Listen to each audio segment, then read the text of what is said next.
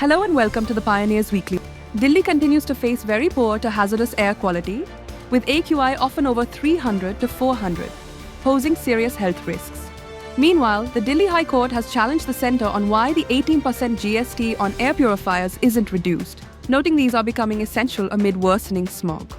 The CBI has moved the Supreme Court against the Delhi High Court's order granting bail to Kuldeep Singh Sengar in the Unnao minor rape case, saying it wrongly diluted POSCO protections and ignored the seriousness of the crime.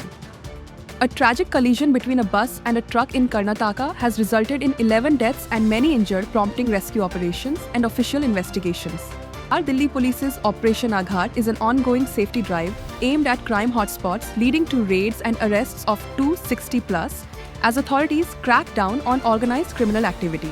Prime Minister reiterated the BJP's pride in removing Article 370, framing it as a step toward greater integration and development in the erstwhile J&K region.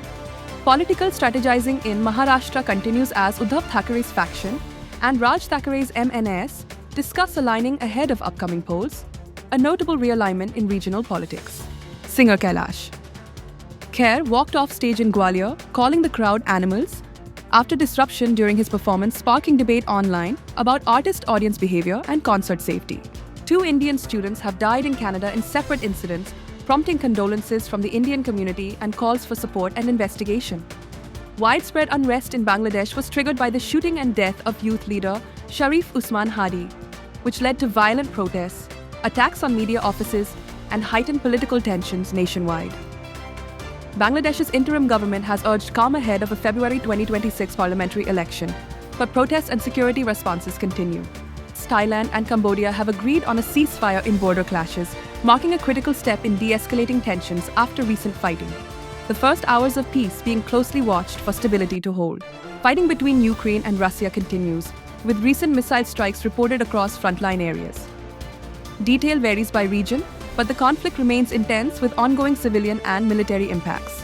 US President Donald Trump met Ukrainian President Volodymyr Zelensky to discuss security commitments and support for Ukraine, reflecting continued US political attention to the war. India's ISRO successfully launched its heaviest ever mission, the Bahubali LVM-3M6 rocket, placing the Blue Bird Block 2, Blue Bird 6 communication satellite into orbit, marking a major commercial and technological milestone.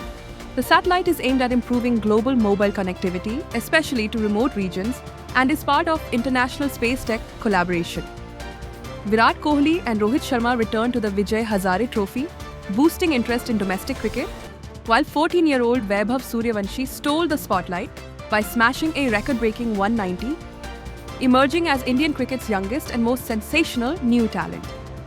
And that's a wrap on the last week of 2025, a year that tested institutions, reshaped politics, and kept the world on edge. From critical developments at home to shifting equations abroad, these stories close out the year's final chapter.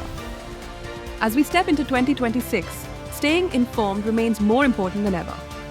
See you next week with the first news recap of the new year.